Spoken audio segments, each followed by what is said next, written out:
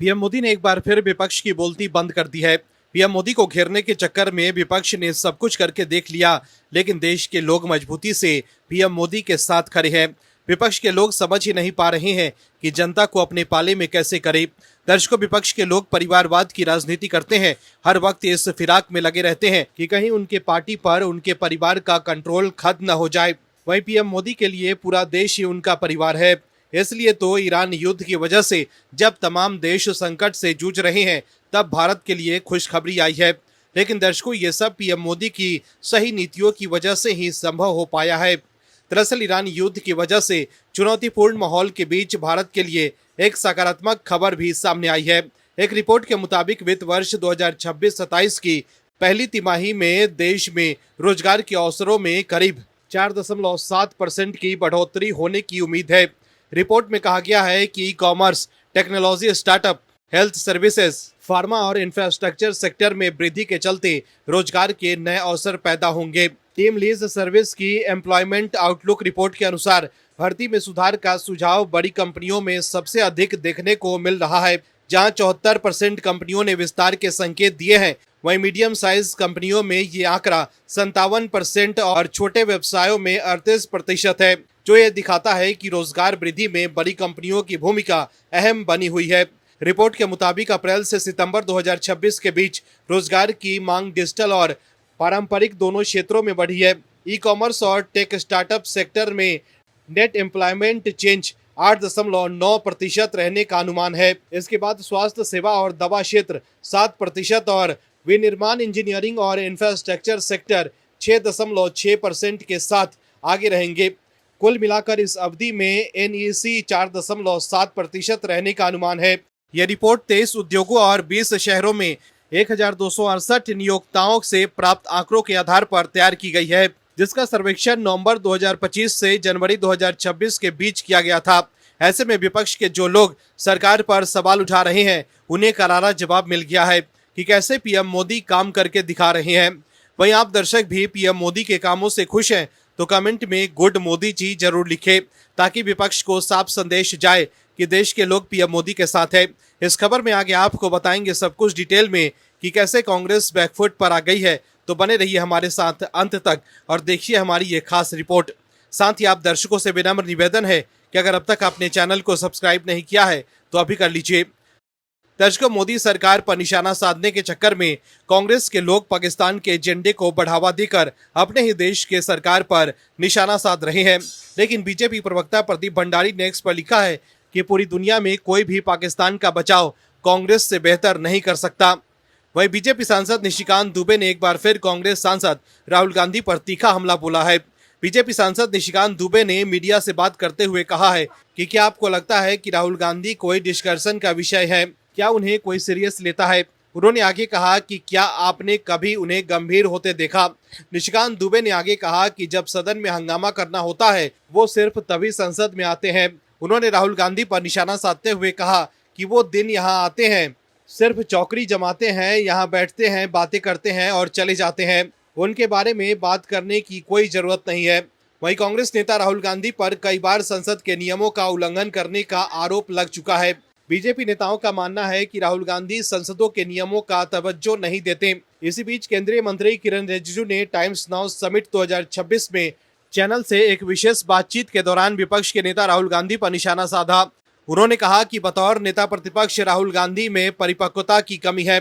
उन्होंने कहा कि नेता प्रतिपक्ष के लिए प्रियंका गांधी बेहतर विकल्प है। दर्शकों, विपक्ष के लोग मोदी सरकार को घेरने में नाकाम साबित हो रहे हैं, इसलिए वो एआई वीडियो और फोटो का सहारा ले रहे हैं। विपक्ष के समर्थक नेहा सिंह राठौर मोदी सरकार को घेरने के लिए एआई फोटो का सहारा ले रही हैं। हाल ही में गैस सिलेंडर की कमी को लेकर उन्होंने अपने पति के साथ एक एआई वीडियो शेयर किया था, जिसमें उनके पति ने उंगलियों से सिलेंडर उठा रखा था। इसको लेकर सोशल मीडिया पर उनकी काफी फजीहत हुई थी। वहीं अब एक बार फिर उन्होंने जो तस्वीर शेयर की है, उसको लेकर उन्होंने खुद सफाई दी है। दरअसल मोदी सरकार को घेरने के लिए फेसबुक पर एक एआई तस्वीर शेयर कर नेहा ने लिखा है कि पेट्रोल पंप की लाइन छोड़िए और नाले के पानी से गाड़ी की टंकी फुल करवा लीजिए। अंधभक्त इस तस्वीर के एआई से होने की बात करेंगे, लेकिन आपको इन पचरे में पड़ने के बगैर एप्स्टीन फाइल्स की बात करनी है। वहीं कर्नाटक हाईकोर्ट ने मुद्दा मामले को बंद किए जाने को चुनौती देने वाली याचिका पर सीएम सिद्धरामैया को नोटिस जारी किया है। कर्नाटक हाईकोर्ट ने कर्नाटक लोकायुक्त, पुलिस, ईडी और मुख्यमंत्री सिद्धरामैया समेत अन्य लोगों से सिद्धरामैया, उनकी पत्नी और 2 अन्य लोगों के खिलाफ मुद्दा भ्रष्टाचार मामले को बंद किए जाने को चुनौती देने वाली एक याचिका पर जवाब मांगा है। दर्शकों, विपक्ष के जो नेता भारत की विदेश नीति को फेल बता रहे थे और ये कह रहे थे कि भारत ने ईरान का साथ नहीं दिया, इसलिए देश एलपीजी संकट का सामना कर रहा है, उन्हें करारा जवाब मिल गया है। मोदी सरकार ने बता दिया है कि इसे कहते हैं दमदार कूटनीति। दरअसल ईरान ने भारत के लिए स्टेट ऑफ हॉर्मुज खोलने की औपचारिक घोषणा कर दी है। भारत में ईरान के कंसुलेट जनरल ने गुरुवार को ईरानी विदेश मंत्री अब्बास अरागची के हवाले से ये जानकारी दी। ईरान ने बुधवार को ही ये साफ कर दिया था कि वो मित्र देशों के लिए हॉर्मुज जलमार्ग खोल रहा है। वहीं मुंबई स्थित ईरान के कंसुलेट जनरल ने अपने सोशल मीडिया पोस्ट में ईरान के फैसले की जानकारी देते हुए कहा है कि ईरान के विदेश मंत्री अब्बास अरागची, हमने हॉर्मुज स्टेट से चीन, रूस, भारत, इराक और पाकिस्तान को गुजरने की अनुमति दी है। वहीं ईरान की ओर से इस घोषणा के बाद संयुक्त राष्ट्र के महासचिव एंटोनियो गुटेरेस ने भी हॉर्मुज स्टेट खोलने के आह्वान किया है। तो देखा आपने कैसे विपक्ष के जो लोग ये आरोप लगा रहे थे कि भारत ने ईरान का साथ खुलकर नहीं दिया, इसलिए ईरान ने हमारे लिए हॉर्मुज स्टेट बंद कर दिया है, जबकि चीन के लिए हॉर्मुज स्टेट खुला है। लेकिन ईरान ने भारत के लिए हॉर्मुज स्टेट खोलने की औपचारिक घोषणा कर भारत में विपक्ष की गंदी राजनीति की हवा निकाल दी है। वहीं मोदी सरकार पर निशाना साधने के लिए कांग्रेस के लोग अपने देश पर सवाल उठा रहे हैं और पाकिस्तान को चौधरी घोषित करने में लगे हुए हैं। कांग्रेस प्रवक्ता सुप्रिया श्रीनेत भारत को लेकर शायद आंखें मूंद ली है, लेकिन हैरानी की बात तो ये है कि उन्हें पड़ोसी मुल्क पाकिस्तान की भागीदारी दिखाई दे रही है, जिसे कोई नहीं पूछ रहा। सुप्रिया श्रीनेत कहती है कि ईरान और अमेरिका के युद्ध के समय पाकिस्तान एक अहम देश बनकर सामने आ रहा है, लेकिन इस सब में भारत कहाँ है। यह कहते हुए कांग्रेस नेता सुप्रिया श्रीनेत सरकार से सवाल करती हैं कि इतने बड़े और अहम फैसलों में हमारी भागीदारी क्यों नहीं दिख रही। अगर ये हमारी विदेश नीति की बड़ी नाकामी नहीं है तो फिर और क्या है। दर्शकों, पाकिस्तान के प्रधानमंत्री शहबाज शरीफ ने कहा है कि वो ईरान और अमेरिका इजरायल युद्ध को खत्म कराने में मदद करना चाहते हैं। इसी को लेकर कांग्रेस के लोग सरकार पर निशाना साध रहे हैं। वहीं एक दूसरे पोस्ट में सुप्रिया श्रीनेत ने लिखा है कि आतंकी मुल्क पाकिस्तान शांति का नया दूत बना हुआ है। शहबाज शरीफ अमेरिका और ईरान के बीच शांति कराने का दावा कर रहे हैं। शांति वार्ता इस्लामाबाद में हो रही है और शहबाज शरीफ के न्योते को ट्रंप रिट्वीट कर रहे हैं। बस यही दिन देखना बाकी रह गया था। वहीं कांग्रेस नेता राजीव शुक्ला ने अपने ट्वीट में कहा है कि पाकिस्तान का विश्व पटल पर चौधरी बनना मुझे पसंद नहीं आ रहा है। कहाँ भारत और कहाँ पाकिस्तान, कोई तुलना नहीं है। लेकिन ईरान ने ट्रंप और पाकिस्तान के सीज फायर की कोशिशों को मजाक बताया है। ईरान के एक सैन्य प्रवक्ता ने अमेरिकी सीज फायर के दावे को लेकर कहा है कि अमेरिका खुद से ही बातचीत कर रहा है। ईरानी सेना के खातम अल अनबिया सेंट्रल हेडक्वार्टर के प्रवक्ता लेफ्टिनेंट कर्नल इब्राहिम जुल्फघरी ने ये बयान सरकारी टीवी पर प्रसारित एक रिकॉर्डेड वीडियो में दिया। उन्होंने अमेरिका से कहा है कि अपनी हार को समझौते का नाम मत दीजिए। आपके खोखले वादों का दौर अब खत्म हो चुका है। दर्शकों, कांग्रेस के लोगों ने पहले ही पाकिस्तान को चौधरी घोषित कर दिया था, लेकिन ईरान खुद कह रहा है कि उसकी अमेरिका से कोई बातचीत नहीं हो रही है। ईरान के विदेश मंत्री अब्बास अरागची ने कहा है कि हम अमेरिका के साथ बातचीत करने का इरादा नहीं रखते। बुधवार देर रात ईरान के सरकारी टीवी को दिए एक इंटरव्यू में विदेश मंत्री अब्बास अरागची ने यह भी कहा है कि अमेरिका के साथ कोई बातचीत नहीं हुई है। उन्होंने कहा कि अब तक दुश्मन के साथ कोई बातचीत नहीं हुई है और हम किसी भी तरह की बातचीत की योजना भी नहीं बना रहे हैं। तो देखा आपने कैसे ईरान के मामले पर भी कांग्रेस बैकफुट पर आ गई है। दर्शकों, कांग्रेस के नेता राहुल गांधी अक्सर ये दावा करते हैं कि पीएम मोदी की लोकप्रियता कम हो रही है। वहीं हाल ही में आम आदमी पार्टी के मुखिया अरविंद केजरीवाल ने कहा था कि पीएम मोदी प्रधानमंत्री के तौर पर 2026 पूरा नहीं कर पाएंगे। केजरीवाल ने कहा था कि मेरा दिल और राजनीतिक समझ कहती है कि मोदी और शाह जाने वाले हैं। केजरीवाल ने यह भी कहा था कि मोदी जी की पॉपुलैरिटी आज पाताल लोक पहुंच चुकी है, उनका साम्राज्य जाने वाला है। लेकिन पीएम मोदी एक बार फिर दुनिया के सबसे लोकप्रिय लोकतांत्रिक नेता बनकर उभरे हैं। अमेरिकी data intelligence firm morning consult के ताजा सर्वे के अनुसार पीएम मोदी 68% की शानदार ग्लोबल अप्रूवल रेटिंग के साथ शीर्ष स्थान पर काबिज है।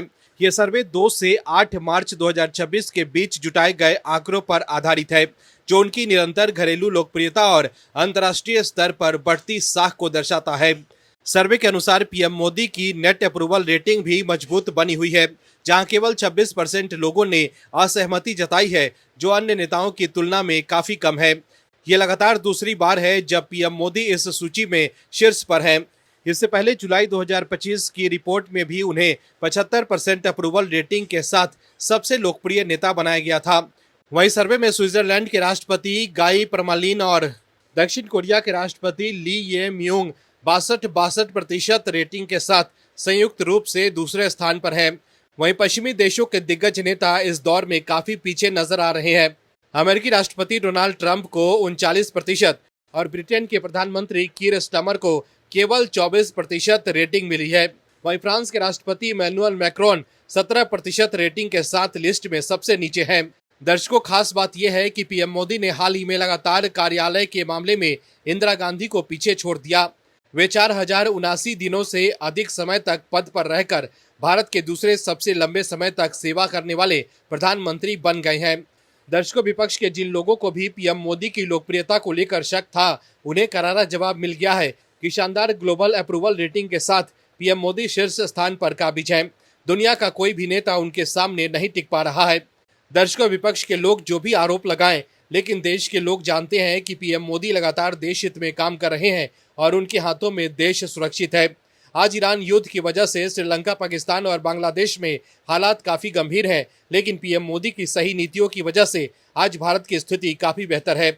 युद्ध की वजह से कुछ जगहों पर एलपीजी गैस की कमी जरूर हुई है, लेकिन ये सब इस वजह से हुई क्योंकि शुरुआत में विपक्ष द्वारा एलपीजी को लेकर दिए गए बयानों से पैनिक होकर उन लोगों ने भी एलपीजी गैस की बुकिंग की जिनके पास गैस थे। सरकार ने ये बताया था कि अचानक एलपीजी गैस की बुकिंग बढ़ गई है। वहीं सरकार ने पेट्रोल डीजल की किल्लत की अफवाहों को भी खारिज किया है, लोगों से इस पर ध्यान न देने की अपील की है। वहीं सरकार का फोकस पाइप्ड नेचुरल गैस यानी पीएनजी को बढ़ावा देना है। पीएनजी कनेक्शन को जल्द देने को लेकर सरकार ने कई कदम उठाए हैं। एलपीजी की कमी को दूर करने के लिए सरकार घरेलू और कमर्शियल उपभोक्ताओं को पीएनजी यानी पाइप्ड नेचुरल गैस का विकल्प लेने पर जोर दे रही है। दर्शकों, पीएम मोदी आपदा में अवसर ढूंढते हैं, तभी तो सरकार मिशन मोड में आकर पाइप्ड नेचुरल गैस को बढ़ावा दे रही है। लेकिन पहले की सरकारें क्या करती थी, देश के लोग सब जानते हैं। यही वजह है कि पीएम मोदी की लोकप्रियता लगातार बढ़ रही है।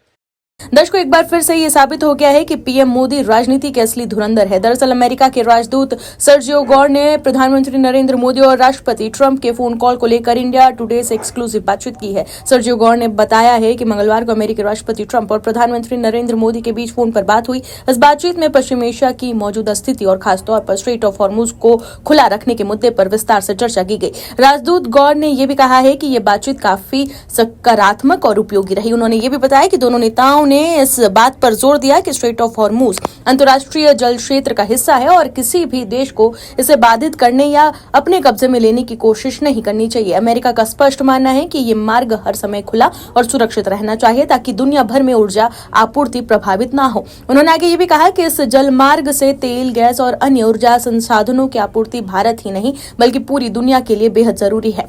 इसलिए यह सुनिश्चित करना जरूरी है कि जहाज बिना किसी डर के यहां से गुजर सके और वैश्विक आपूर्ति श्रृंखला बाधित ना हो। वहीं बातचीत के दौरान भारत की भूमिका को लेकर पूछे गए सवाल पर अमेरिका के राजदूत सर्जियो गौर ने यह कहा है कि इस बारे में बेहतर जवाब भारतीय सरकार ही दे सकती है। हालांकि उन्होंने ये भी कहा कि अमेरिका हमेशा भारत के सुझावों और भागीदारी का स्वागत करता है। पीएम मोदी को एक अनुभवी और प्रभावशाली नेता बताते हुए अमेरिका के राजदूत सर्जियो गौर ने कहा कि उनकी और राष्ट्रपति ट्रंप की लंबे समय से मजबूत मित्रता रही है। राजदूत गौर ने भी कहा कि अमेरिका भारत को एक महत्वपूर्ण साझेदार मानता है और यही वजह है कि इस तरह के अहम मुद्दों पर दोनों देशों के बीच लगातार संवाद बना रहता है। उन्होंने दोहराया है कि फोन पर हुई बातचीत का मुख्य संदेश यही था कि स्ट्रेट ऑफ हॉर्मुज को हर हाल में खुला रखा जाए क्योंकि मौजूदा स्थिति में कई जहाज वहां फंसे हुए हैं और उन्हें सुरक्षा को लेकर चिंता है। दर्शकों, राहुल गांधी ये आरोप लगा रहे हैं कि पीएम मोदी कॉम्प्रोमाइज्ड हैं और अमेरिका और इजरायल जो कहेगा वही पीएम मोदी करेंगे। इसके अलावा कांग्रेस के दूसरे नेता भी भारत की विदेश नीति को फेल बता रहे हैं। कांग्रेस के आईटी सेल की प्रमुख सुप्रिया श्रीनेत ने एक्स पर अपना वीडियो पोस्ट कर कहा कि सोचिए, पाकिस्तान जैसा देश इस समय ईरान से जुड़े ट्रंप के संकट में अहम देश बनकर सामने आ रहा है, लेकिन इस सब में भारत कहाँ है? इतने बड़े और अहम फैसलों में हमारी भागीदारी क्यों नहीं दिख रही? लेकिन जिस तरह से अमेरिका के राष्ट्रपति ट्रंप ने खुद पीएम मोदी को फोन करा और वो भी युद्ध को लेकर उन्होंने बातचीत की, और अमेरिका के राजदूत सर्जियो गौर ने यह कहा कि अमेरिका हमेशा भारत के सुझावों और भागीदारी का स्वागत करता है, इससे ये मतलब एकदम साफ है कि अमेरिका भारत से सुझाव लेता है। ऐसे में राहुल गांधी जो पीएम मोदी को कॉम्प्रोमाइज कह रहे हैं, उन्हें करारा जवाब जरूर मिला है। वहीं अमेरिका के राजदूत गौर ने पीएम मोदी को एक अनुभवी और प्रभावशाली नेता भी बताया है। ये भी विपक्ष के लिए करारा जवाब है, क्योंकि अगर पीएम मोदी कॉम्प्रोमाइज होते तो अमेरिका उन्हें अनुभवी और प्रभावी नेता क्यों बताता। इसके अलावा अमेरिका के राजदूत सर्जियो गौर ने यह भी कहा है कि राष्ट्रपति ट्रंप की लंबे समय से पीएम मोदी से मजबूत मित्रता रही है। ये भी राहुल गांधी के लिए करारा जवाब है, क्योंकि अमेरिका ये नहीं मानता कि पीएम मोदी कॉम्प्रोमाइज्ड है। अमेरिका बता रहा है कि ट्रंप पीएम मोदी को अपना मित्र मानते हैं। ऐसे में राहुल गांधी जो पीएम मोदी को कॉम्प्रोमाइज्ड कहते हैं, उनसे ये मुद्दा अब छीन गया है। जिस तरह से अमेरिका पीएम मोदी के सामने नतमस्तक है और उनकी तारीफ कर रहा है और उन्हें प्रभावशाली नेता बता रहा है, उससे देश के लोग तो बिल्कुल भी नहीं मानेंगे कि पीएम मोदी कॉम्प्रोमाइज्ड है। Bureau report OMH news. आप दर्शकों से विनम्र निवेदन है कि चैनल को सब्सक्राइब जरूर करें